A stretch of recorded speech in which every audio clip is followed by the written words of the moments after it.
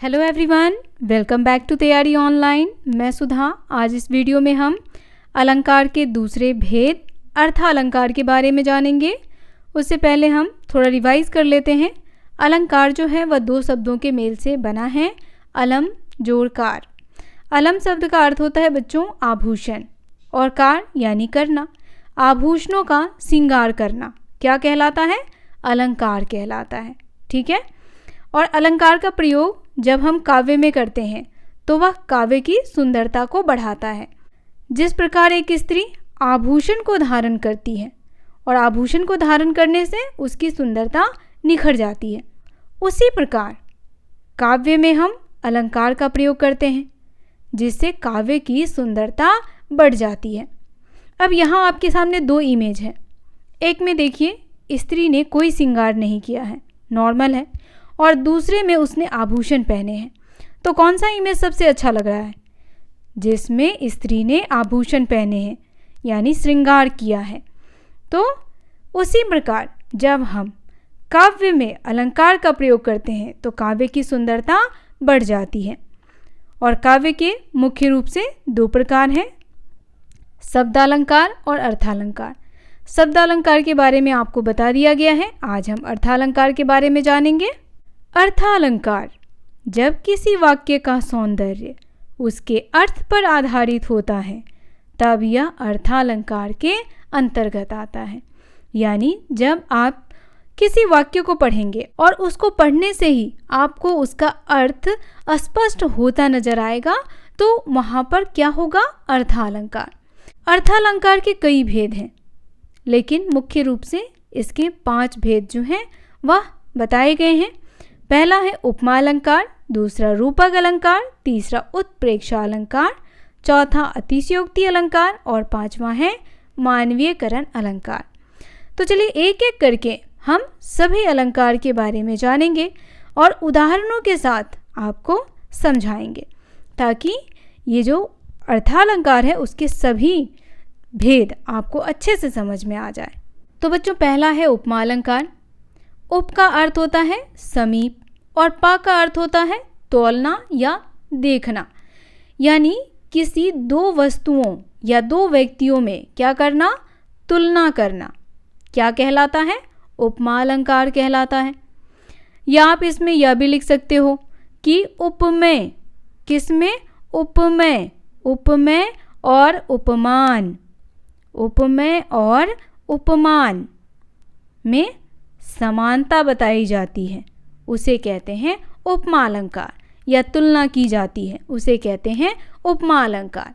तो यहाँ यह भी कहा गया है कि अतः जब दो भिन्न वस्तुओं में समानता दिखाई जाती है तब वहाँ पर कौन सा अलंकार होता है? उपमा अलंकार। चलिए उदाहरणों को देकर के आपको समझाया जाए। तो यहाँ है कर कमल सा कोमल है। क्या कहा जा रहा है? कि कर कमल सा कोमल है। कर मतलब क्या होता है? कर शब्द का अर्थ होता है बच्चों पैर। कमल सा यानी कमल की तरह क्या है? कोमल है। तो यहाँ पैरों को कमल के समान कोमल बताया गया है। अतः यहाँ कौन सा अलंकार है बच्चों? उपमा अलंकार। क्योंकि पैरों की तुलना किससे की जा रही है? यहाँ पर पैर की तुलना कमल से की जा रही है कि पैर जो है वह कमल के समान कोमल है। अब दूसरा उदाहरण देखिए, पीपड़ पात सरिस मन डोला। तो यहाँ क्या कहा जा रहा है?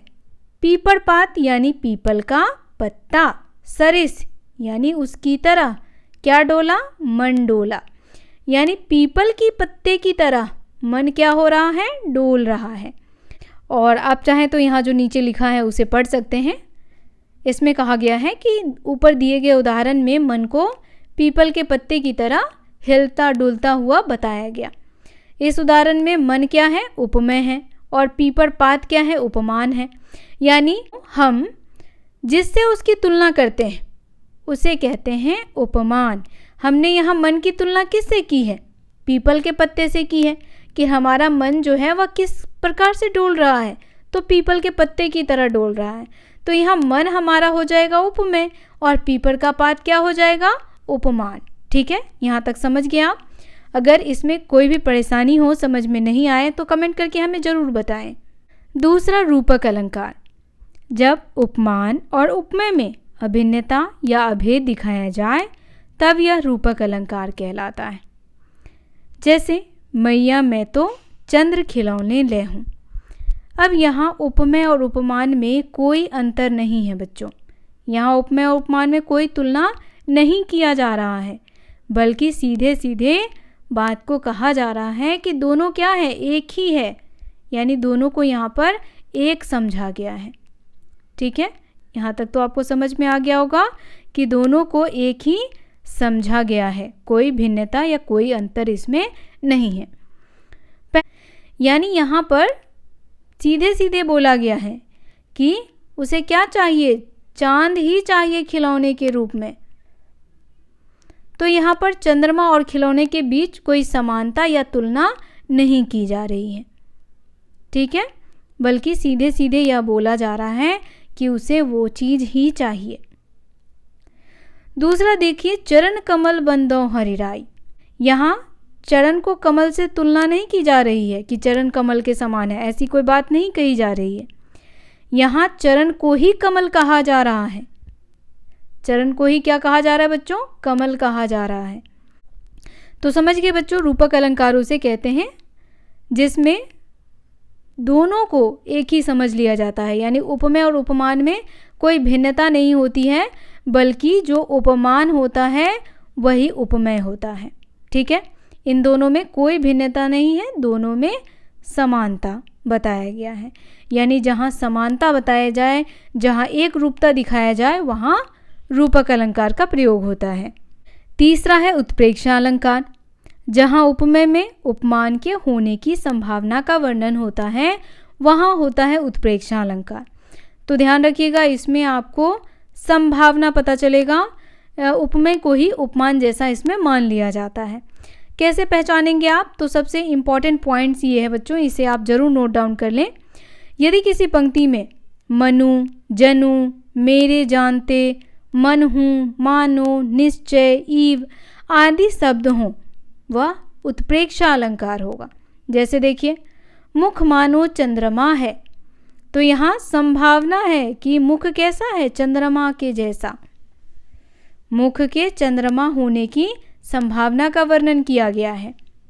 दूसरा, ले चला साथ में तुझे कनक, ज्यों भिक्षुक लेकर स्वर्ण।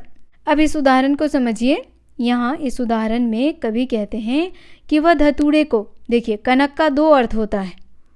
कनक का दो अर्थ होता है, जो मैं आपको यमक अलंकार में बताई थी, मेरे ख्याल से आपको याद होगा। देखिए, एक कनक का अर्थ होता है धतूरा। क्या होता है बच्चों? धतूरा। और दूसरे कनक का अर्थ होता है सोना।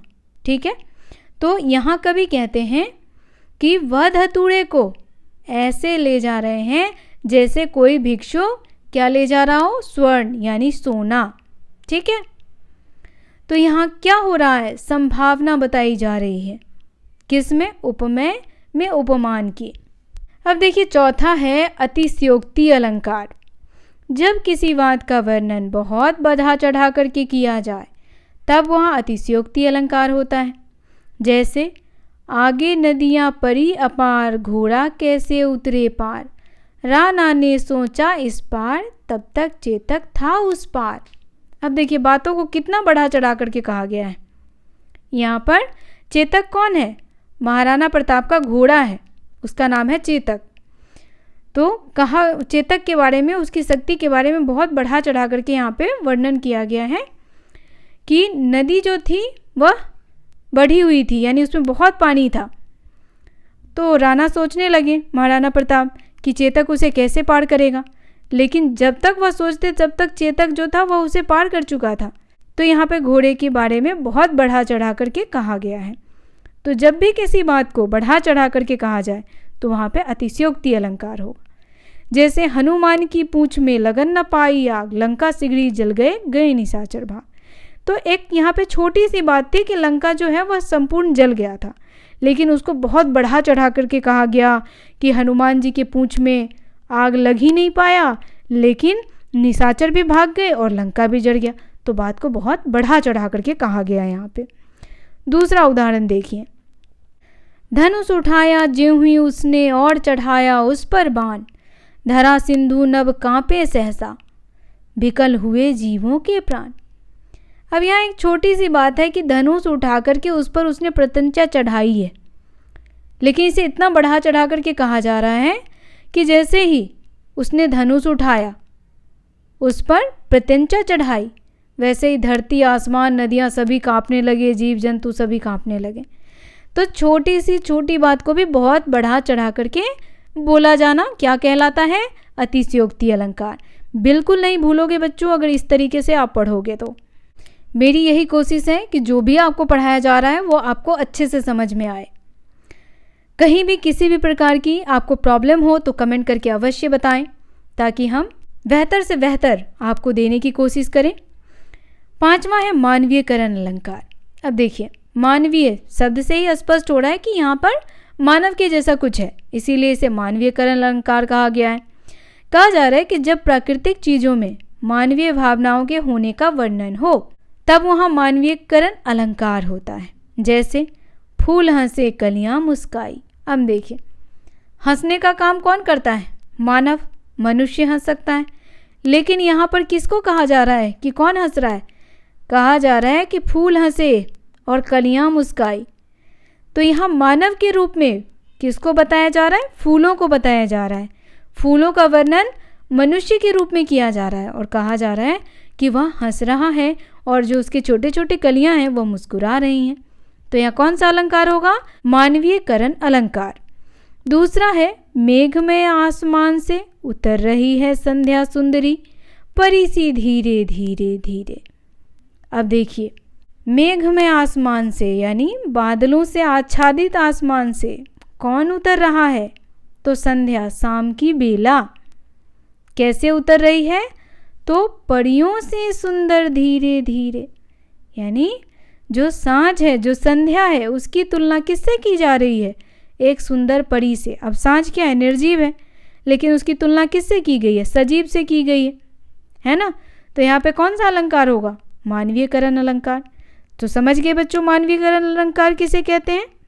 तो आज का ये वीडियो यहीं समाप्त होता है। वीडियो कैसा लगा कमेंट करके बताना बिल्कुल ना भूलें। पसंद आया हो तो इसे लाइक और शेयर करना बिल्कुल ना भूलें। साथ ही आप हमारे चैनल को सब्सक्राइब कर लें ताकि इसी प्रकार के वीडियोज़ आपको मिलते रहें। मिलते हैं आपसे अगले वीडियो में, तब तक के लिए आप सभी का धन्यवाद।